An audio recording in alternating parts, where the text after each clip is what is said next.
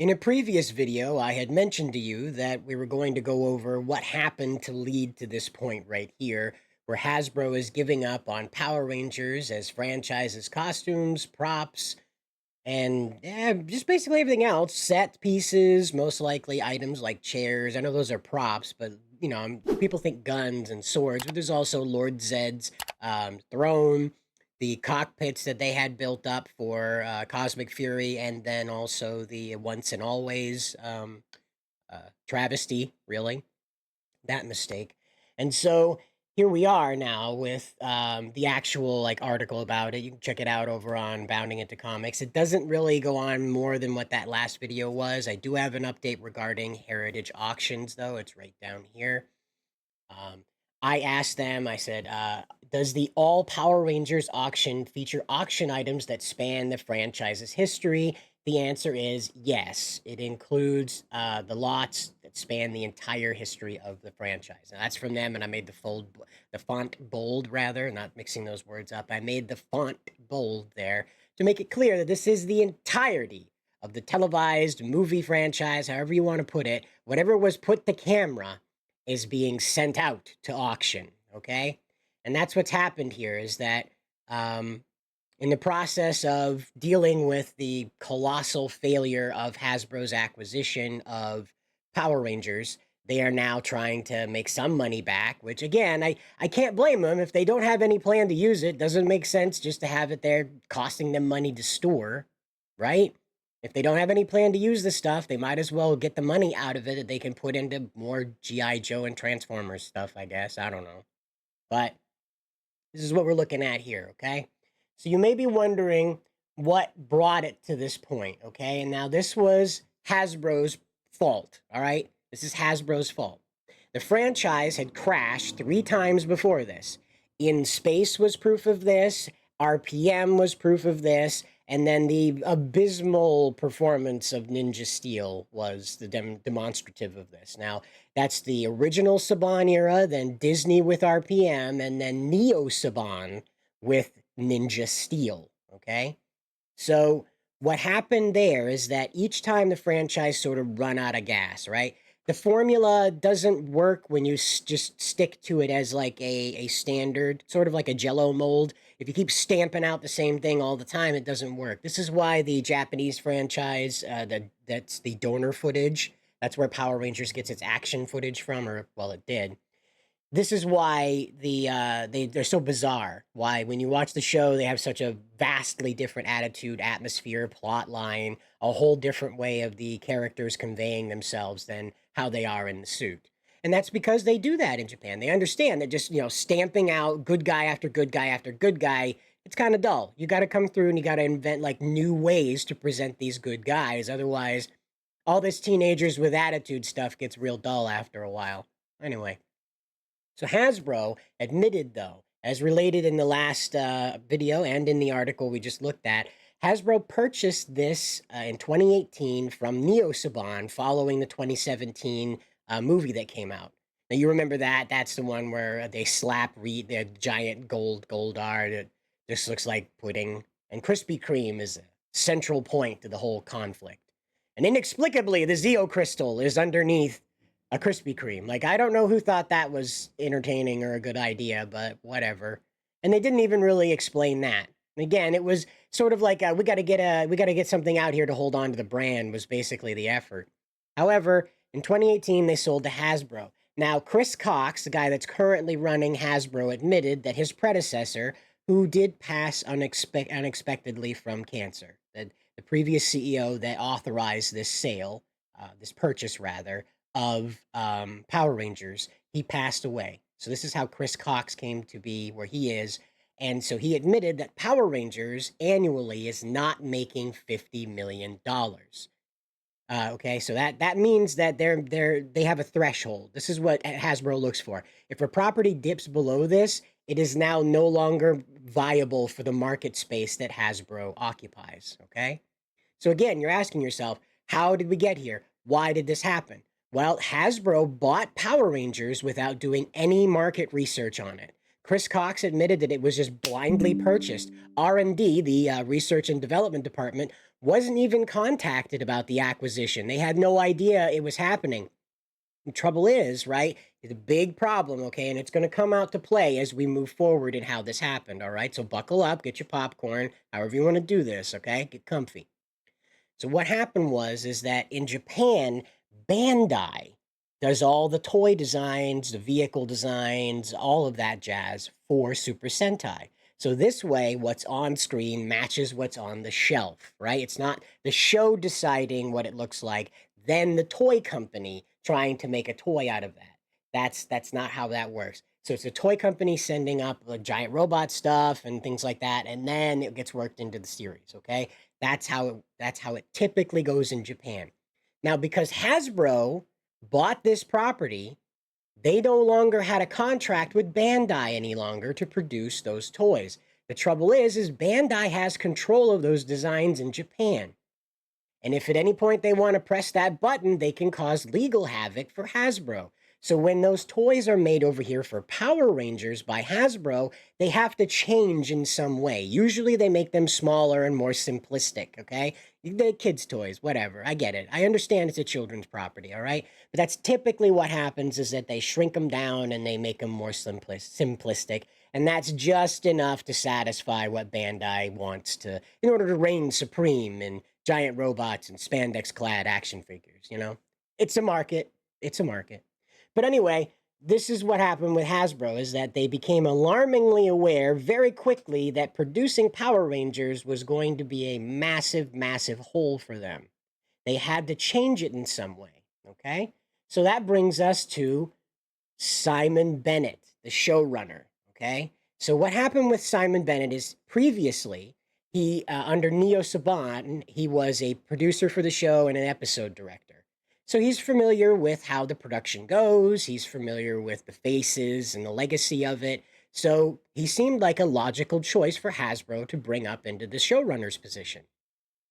The problem is that he believes that Power Rangers needs to get away from its Japanese roots in order to appeal to American audiences. Now, I don't know about you, but you go ahead and walk into any Barnes and Noble or any DVD store or any old pop culture outlet you can find, and it's littered with Japanese shit right now. So you tell me, just what are we trying to appeal to American audiences with, Mr. Bennett?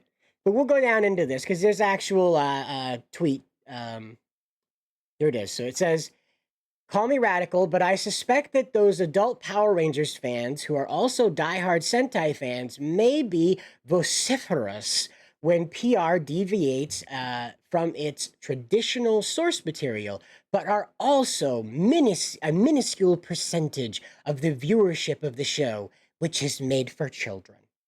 Yes, this is why you put so much adult agenda in it, right? This is why you put so much attention on the LGBTQ elements and so much attention on the racial elements. Is that why? Is that why you did that? Because it's for kids. Is that why you did it, Simon? Yeah. Anyway, we'll get on. We'll get on a little further. And so this person responds with their pushback, and they explain their stance on it, and it's not necessarily important. This person mentions Super Sentai and Kamen Rider.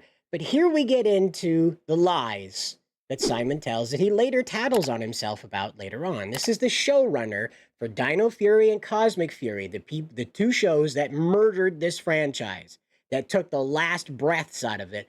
This is the guy that made all that happen. Super Sentai and Kamen Rider are fantastically imaginative and brilliantly successful. I love them and also adore Studio Ghibli films. However, some aspects of these properties are very specifically Japanese with their sensibilities and will therefore be of niche appeal in the US. This was in 2023. This was last year. This wasn't like from like 2009 when like saying you liked Dragon Ball Z would get you like teased by the other kids in your class, okay? It's not like that anymore. It's not like that. It's it's everywhere, okay? There's Luffy is in the Macy's Day Parade. What the hell are you talking about, Simon Bennett? What the heck? What are you talking about? You got Luffy in the middle of that. You got live action. You got Luffy on the big old Sauron eye in Vegas there. The globe, the all-seeing globe eye thing, you know? Luffy's on there. One Piece ads all the time. What are you talking about, Simon?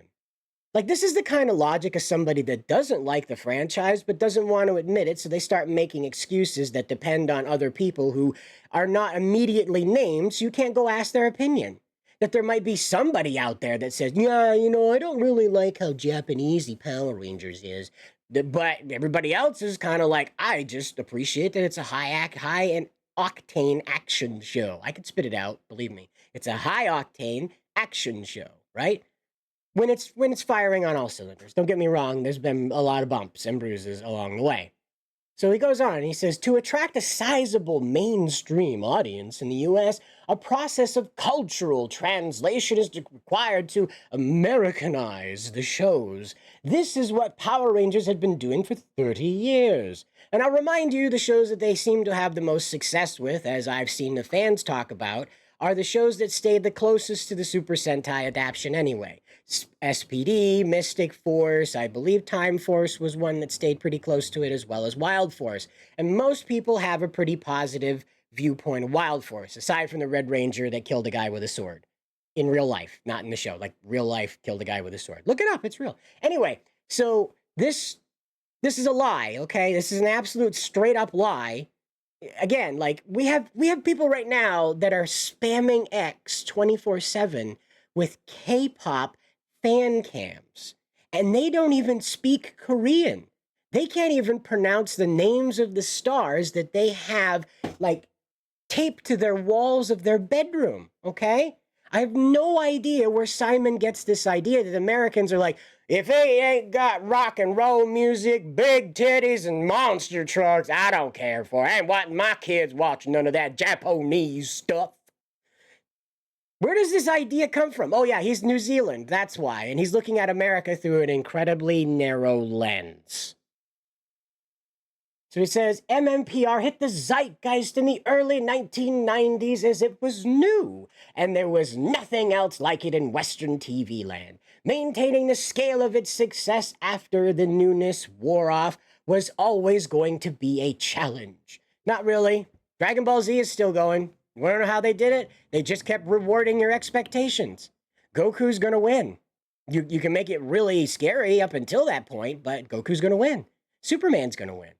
That's the gimmick of it. See, Simon's stuck in that Ryan Johnson thinking of like, oh, I've got to make people not see things that are not expected. Like, I'll lead them one direction and then juke, go in a different direction, right?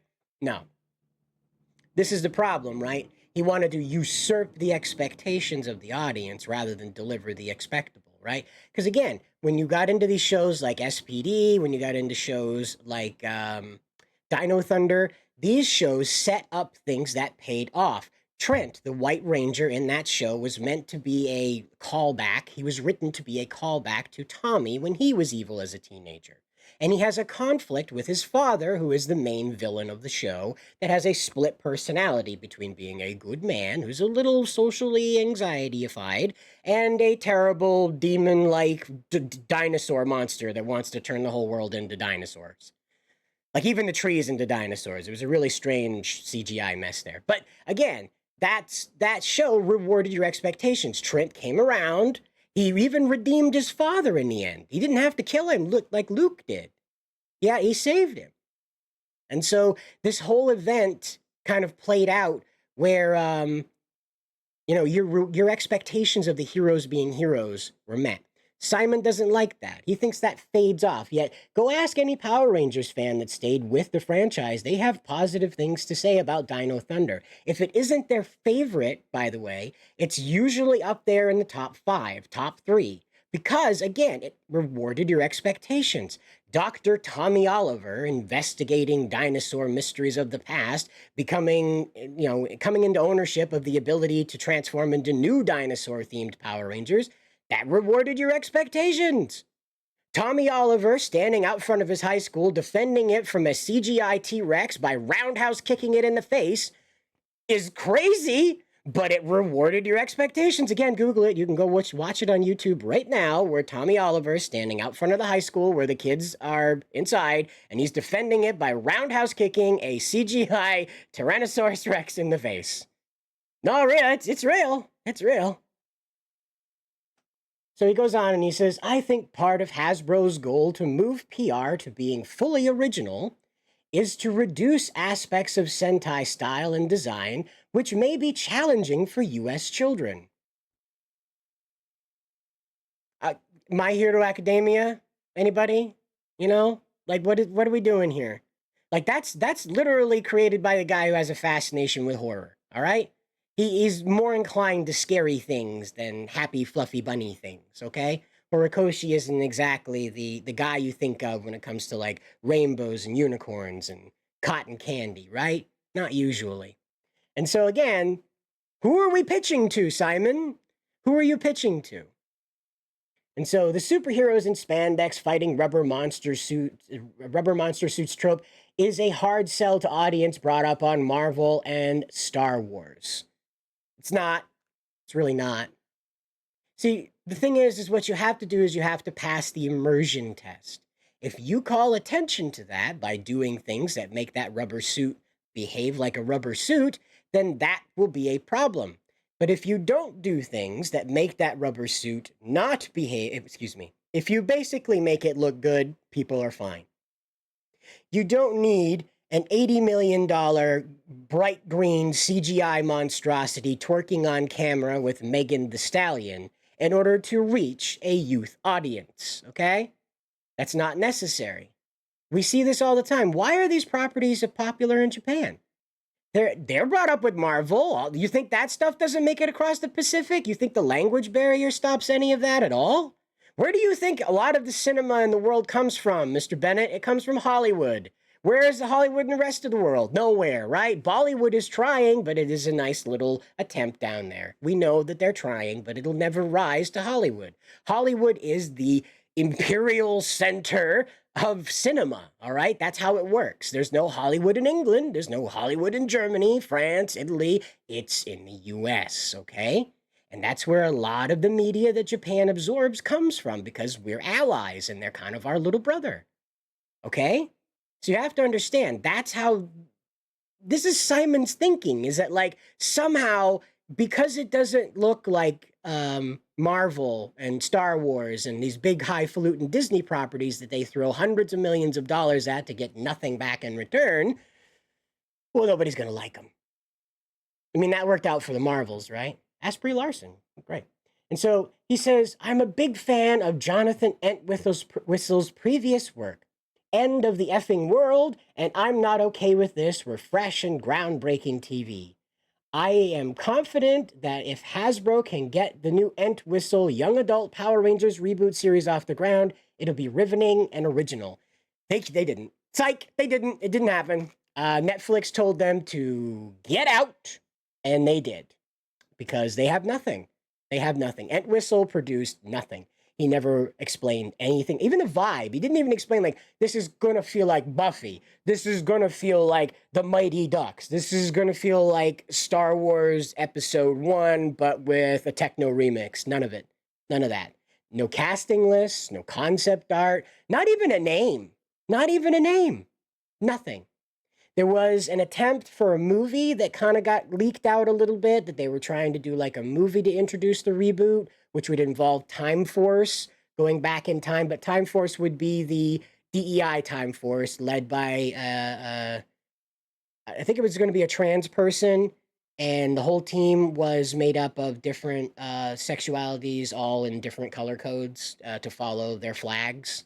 The Pride Flag Rangers is basically what they were. And they were going to go back and make sure that some other time-traveling weirdo doesn't stop or interfere with MMPR, with the Mighty Morphins back in 1990. So again, it was a Mighty Morphin movie, but with like shenanigans on the side. And that, gone. Now, because Netflix and Hasbro had broke up, everything that Entwistle put together, whatever it is, it could just be a little notepad with a coffee stain on it, can't be used. The legal status of that is now forever in limbo.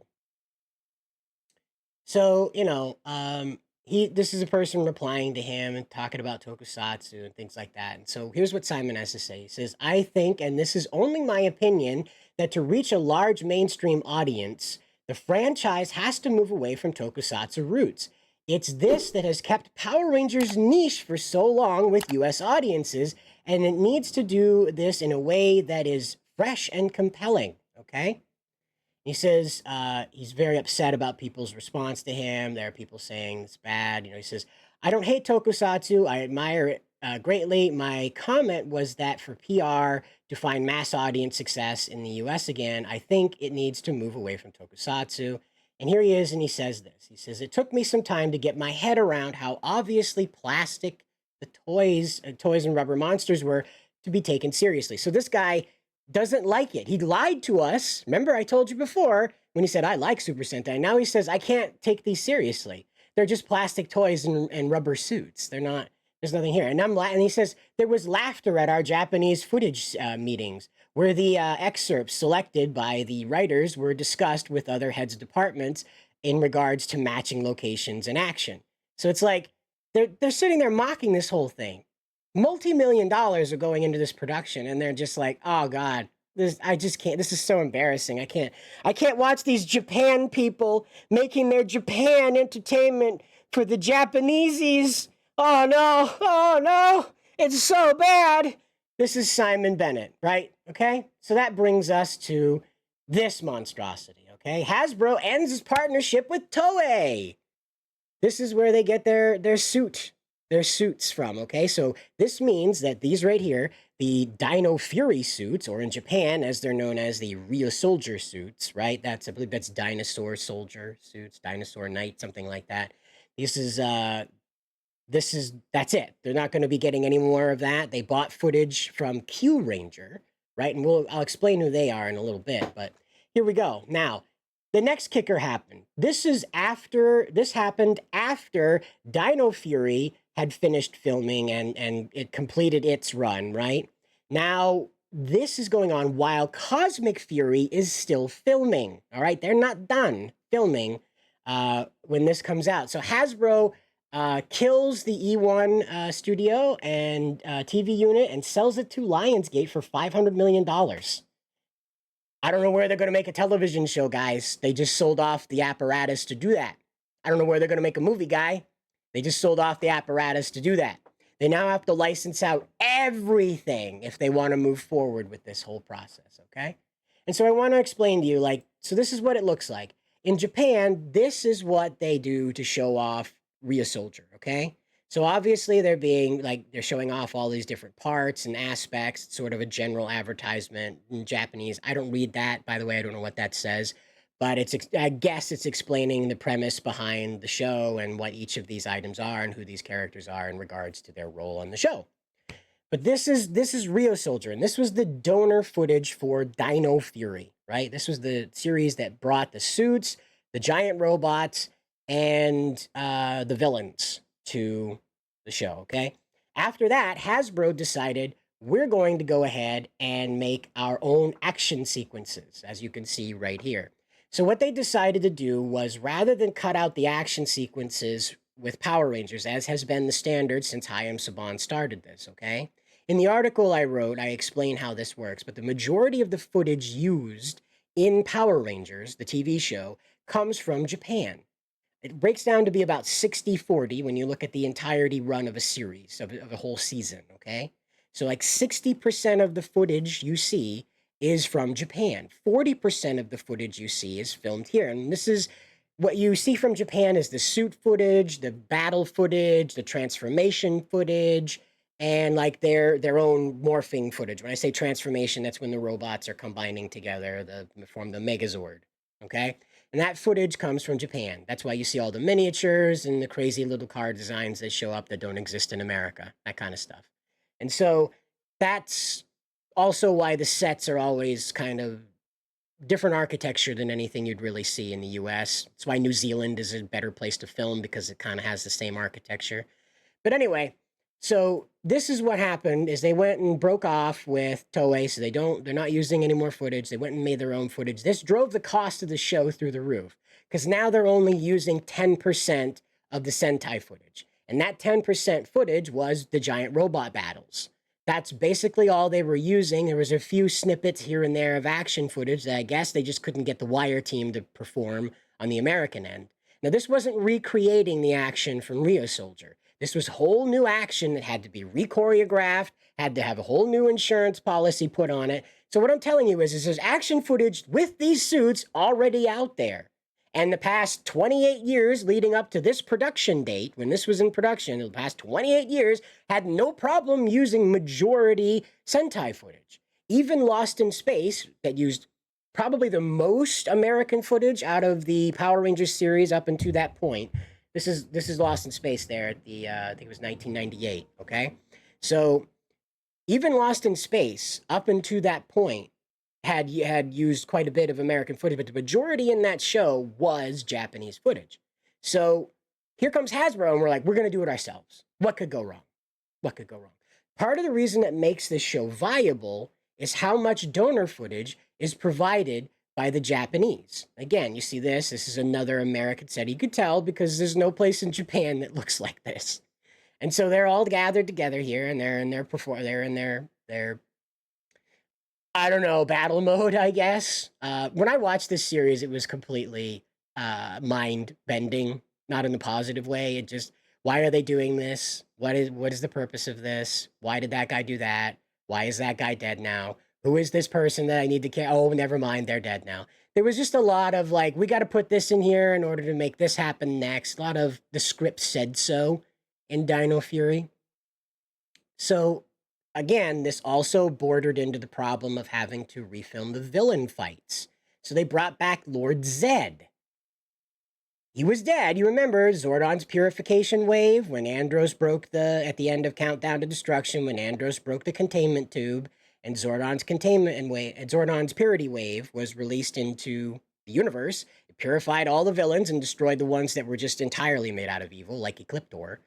And that was sad, though. Ecliptor was like this close to being a good guy, and then he got Thanos dusted, or Zordon dusted, I guess. But that doesn't matter, though. Lord Zed being redeemed, purified, turned into a soccer dad for soccer mom Rita, and they were going to go off, have a great time being good people that go to church on Sunday, right? Nope. They reach into another universe and just never explain how that worked. They just reach into another universe, pull Zed on through, and he just starts beating ass. He just starts clapping cheeks on these Power Rangers who have never experienced a guy that has a background song that goes, you know? They have no idea what to do with this heavy metal guy. And that was the gimmick. Zed is super powerful. And then he just walked out of the series. He was just like, I've had enough fighting with you. I'm going to go find stronger things. And he just fucked off. It was just, later, guys. I'm going to go conquer the universe. You can't stop me. BT dubs. Screwed your mom. See ya. The genius of Hasbro Power Rangers. But we're not even close to done yet, okay? So guess what happens? It's not enough, right? It's not enough that this has gone to hell. Now they've ended the partnership that began when Disney started making Ninja Storm in New Zealand, okay? This was a stunt company based in New Zealand that was handling all the American footage. So when they had to do new suit footage, they put people in these suits in order to do the transition of the Rangers transforming into the suits. Sometimes they would have to do fights. Sometimes there would be civilian clothes stunts that needed to be taken care of because it was too risky for the actor to do like a backflip in the air and might land on his neck, and then he's not the actor anymore, right? So that's done. They were just like, screw this, bye. So this further inhibited their ability to create. Now, you're wondering, I've been talking about Cosmic Fury, right? I've been talking about all these hiccups, bumps, and bruises, and boop. So here we go. This is the prop designer for Cosmic Fury. I just want you to drink that in for a minute here. I wonder what went wrong, guys. I wonder what went wrong. Now, I know prop designers and Hollywood folk, technicians especially, are a strange lot. I used to work in live theater. When I wasn't on stage performing, I was a technician in the back. I did lights and sound before. I also stage managed. I know how this operation works. And when you end up with somebody who is as creatively presented as this person, I don't want to assume anything, as this person, you you come to expect some pretty strange stuff to come out of them. And I'm not saying that this lady's fault, right? That this person is to blame for the problem, but I'm saying, like, if you start loading up the boat with problems, you know, you're gonna have a boat full of problems, right? You know, a boat full of problems. So I created this to kind of condense the argument here. So it says, Hasbro, can we have Kyuranger? And then I have the angry white woman, Karen here, that says, you ungrateful bigot, we gave you Cosmic Fury. You should be grateful that you got a 30th anniversary. And then you see here, you got Kyuranger over here, you know, this fabulous group of 12 Power Rangers, by the way. 12 Power Rangers. This scared Simon, okay? He was asked about it, and he says, oh, no, that's too many to try and fit into our format. Of course, because who would even bother trying? I figured it out. Maybe I'll make that into a video. Let me know down in the comments if you'd like to know how I would have handled Cosmic Fury, okay? But here is Kyuranger, all right? So I'll explain now what Kyuranger is. In Japan, this show is a Super Sentai series. It's not an anniversary series. There's nothing uniquely special about it other than a couple of design decisions and the team number, okay? As you can see, outside of the normal Power Ranger suits, let's see if I can find a better one here. Yeah, outside of the usual Power Ranger suits, they've got some type of like over armor chest thing going on here. They've got some bracers going on here that accentuate their like boot ends and glove tops and all that jazz. But also they have like straps around their thighs and stuff to kind of suggest like it's an exosuit, that there's some type of performance assistant mechanism involved. Then you see a couple of them sporting like different body types here. So you got a guy in the back who's got the big Taurus look on him, and then you've got the one in the front here who's all kind of fuzzy, and then the one on over here, she's got wings. Well, these characters are, that guy is a giant bull robot. That one, well, giant, he's like 8 feet tall. And then in the back, in the front here, you've got a wolf character who's just a straight up wolf, like, you know, right out of DeviantArt wolf character. And this is this girl in the end is a lady robot who can fly. So that's just how it goes. The show sort of adapted their appearances into the armor itself. If they were like a divergent body type from human, it sort of incorporated that into the design of the suit, which again made fans in the US very excited to how the US would handle this, right? There were a lot of ideas of how you could adapt this into the lore that the Power Rangers have, or you could just start something completely new, which is not unheard of in Power Rangers. Until Space Patrol Delta showed up, there was no overarching police force that wasn't time traveling that involved itself with Power Ranger business, okay? There was Time Force, and before Time Force, nobody was out there trying to make sure that the Power Rangers weren't effing things up, okay? All right? And so this is where these guys would have come in, is that a lot of fans believed that this would have been a good adaptation for Space Patrol Delta. This would have been like a decent evolution of like police or some type of resistance force out there. I can explain more about Kyuranger and its story, but I'm just trying to like set the stage for what people were expecting out of this, right? And instead, they ended up with where did it go? Yeah. Instead, they ended up with this right here. Okay, they ended up with this. So you'll note that that does not look a damn thing like the Kyuranger suits, right? But they did take the giant robots from Kyuranger and paired them with these Power Rangers, okay? This has like iParty Power Ranger suit written all over it. I don't make fun of like indie Power Ranger projects because I know it's like a headache. I'm trying to make one myself, and it's a real headache trying to wrap your head around how to pull off all this stuff by yourself or with a limited crew. You know, because again, the Japanese and Power Rangers, they got like 500 people around that can assist with this stuff, and you might have like 10 if you're lucky, or you're like me and you're soloing it and you got to figure out how to handle all this stuff on your own.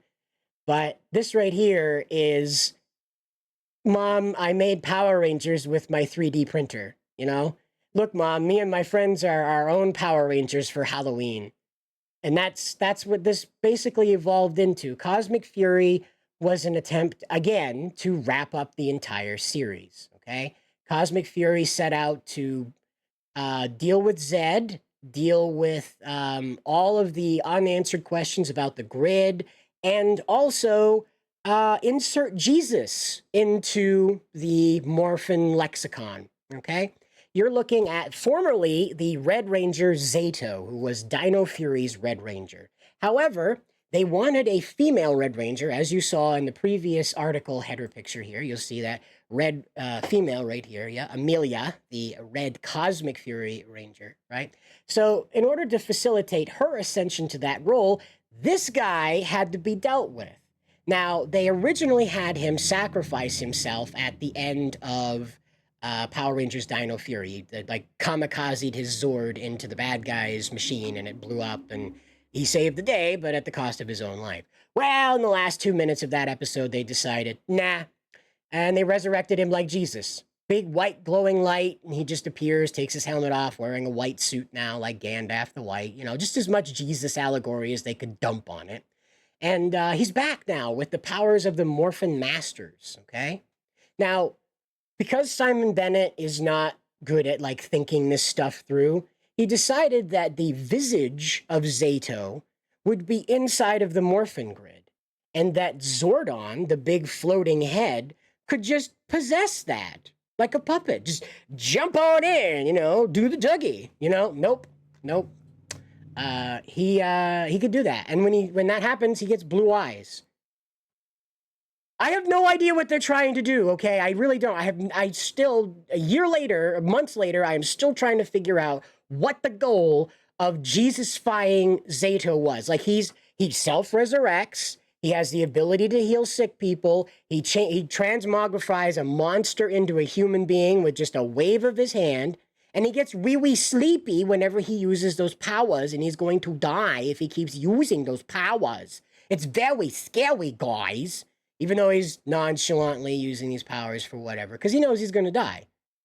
This guy, Aeon, has been his best friend since they were soldiers on another planet millions of years ago, because again, Power Rangers is just like, you know what, screw it. We're not going to try and explain how these two just miraculously stayed frozen for millions of years while all the chaos that happened in the franchise before their arrival happened. They just fucking slept through it. Whatever. Who cares? Who cares? It hurts. It really hurts, guys. It really hurts. And so here's Zato. And so now he commanded his own special effects, by the way, because every time he used this power, they had to warp the screen. They had to give him glowy abilities. They had to make his staff shoot a little bit of lightning. And then, of course, he has to fall down and like, pretend to be asleep. You know, like, oh, gosh, I'm so tired now that I used my Power Ranger Jesus powers. It's great, guys. But it gets worse. They decided to make him the white Morphin Master, all right? That was a big genius plan that they had in all of this, was to make him the white Morphin Master to fight Lord Zed in the end, okay? And so what I'm explaining here is like the confusion that was happening, right? That nobody had an idea of how to end this. So what's happening on the ground level is they have been given orders that it is over, and they're being given a budget because Hasbro decided to be merciful. I will say thank you to Hasbro on this. Thank you for giving us a 30th anniversary season that closes out the franchise. It's awful. I hate it. I wish it didn't happen, but I thank you for taking that massive expense to make that happen. Okay? You clearly spent enough money on it. I wouldn't say a lot, but you spent enough money on it. And so that's what happened with this, is that Dino Fury was too expensive to begin with. Then they doubled down by not just making their own action sequences. Cosmic Fury demanded a complete new show. They borrowed the Rhea Soldier helmets. They borrowed the KYURANGER Zords. And that was it. Everything else was American. Locations, costumes, action sequences, all of it. The suits, the weapons, all of it. You can't do that. What made Power Rangers such a successful toy advertisement show was that you were only spending about 40% of what would be the budget for that production on the production. And in fact, you could make the episodes faster because you were only filming the peaceful parts and the build-up to battle most of the time. So all you had to do was make sure that you were basically dealing with the actors that would transform into the Rangers, and that's it. You could do whatever you wanted to do with them. The juice bar, they're at work. At one point, they were police officers. Another point, they were They were animal rights and rescue group that lived on a flying island that provided them with everything they could ever want. Yeah, it's one of those things. But again, like it's one of those things where you can like really pull out a lot of um, a lot of creativity, a lot of ingenuity. You can put a lot more production value into the civilian side than the Japanese could. And this is what the success of Power Rangers really relied on, was the fact that the US side could spend more on the people, and then the Japanese handled everything that involved not the people. And in the end, that's what we were left with. Zato joined the Morphin Masters in Morphin Masterland. It was never explained to us just what the heck he did, but he becomes a Morphin Master and can't talk to his friends anymore. And so in the last scene of the series, he's repeating his painful catchphrase of cool, cool, coolio. Okay? And that brings us to why all this happened. At the end of the day, it was Hasbro. They had no plan for this. The guy that bought it ended up not being able to complete his vision, and the people left over had nothing but apathy and disdain for it. Simon Bennett and Chris Cox do not like this franchise. They don't have an affinity for it. It is a theory on Twitter that's going around that you are looking at Hasbro sinking the Power Rangers brand so that it doesn't compete with Transformers, okay? Now, this makes sense. Transformers and G.I. Joe are both getting new movies and new like comic book series that are going on through Skybound. Those franchises are on the rise. Power Rangers competing with them threatens that rise, or at the very least stresses it. So they just decide to reduce the brand to being like action figures and, you know, the video game, but I've heard a lot that there isn't support for the video game right now. They're adding new Rangers, but there doesn't appear to be a lot of support for the bugs that are going on in the game, so that I'm not sure what the goal is there. It could be just to complete a contract and then they'll shut it down. Boom Studios announced at SDCC that they will be continuing with the Power Rangers comic book, but they'll be titling it Power Rangers Prime. Now, their license is not dependent on what the Hasbro brand is doing. Much like the Playmates license, they're allowed to produce whatever is agreed upon in the initial contract. So if Hasbro says 60% of what you produce, Boom, has to reference Mighty Morphin, they have to do that. Other than that, you know, they're free to do. And I don't know if that's their contract. I'm just guessing because of all the MMPR that's just rammed down our throats constantly. Nobody has original ideas because those are scary for corporations like Hasbro. New ideas are a risk. They're things that haven't been tested before and should be shied away from. What worked was 1993, and specifically August of 1993, and I believe a little bit later on that when the Green Ranger showed up. And that's it. The rest of the Power Rangers franchise will most likely fade into obscurity, limited DVD releases, if that, and because they hate physical media now, so you probably won't even get that. But that's what I have to tell you about this. And so there's the breakdown. That's how we got here. They spent themselves into oblivion, guys. That's how it all happened. But I want to tell you about something, okay? Because what we're doing here, okay, what I'm trying to explain to you is that you can do this too. It's not that hard to get something off the ground. As Power Rangers gets out of the way, why not use Kickstarter to fund something new, all right? Now, see, on this channel, we do a show called 01. And on 01, we pretend sometimes that we are space traveling tokusatsu style heroes. Not Power Rangers, but like a little closer to Metal Heroes, I guess, maybe. Less transformation focused, space travelers. And so I built this as a pilot's helmet, okay? This right here. This is real. This is real. I made this. And it's rough. It's real rough. Don't get me wrong. It is real rough. And I think I put this together in, painting it took about 28 hours because it had to dry. I used automotive paint and I didn't have a big, Baker fan, one of those heat fans to put on it. So that just took forever to dry. And that was most of what took the paint there was drying. And of course, as you can see, it's a little rough in spots, as you can see right here, but I made this. You can make this stuff. I found a Black Panther Power Ranger helmet that someone put up on Etsy, and I just repainted it and gave it a gold visor here using automotive tint and a piece of plexiglass. And again, to put all this together and get it ready to wear took me like 2 hours, okay? This isn't screen ready, but I'm sure if you sat that well, you know, like production ready, this is okay to wear on a webcam and stuff like that. I'd wear it right now, but it has a propensity to fall apart. You know, it has kind of very easy. I put a magnet in the back, but the minute that lets go, it's all over with, kids. It's but like I said, you can do this. You can make your own. I have my own Sentai that I'm working on called the Rescue Soldiers. And I have characters within that. Cider Max, it's a self-insert. And boy howdy, it's a self-insert to end them all. I have Mustang Sonata. That's Rescue Soldier Mustang Sonata. I've got Rescue Soldier Vehicle Team 5. And again, you can do this. There's nothing stopping you. You just check out the copyright law, and basically what Hasbro has control over is don't call this thing on your wrist a morpher, and don't give your guys a giant robot to jump into. That's basically the only thing that they kind of like demand as like brand confusion problems. Other than that, they can't control multicolored helmets, multicolored spandex, and saving the day wearing those. So, and that's what I have to tell you in this gigantic video. All right, thank you for sitting through it, and until the next one, good luck out there.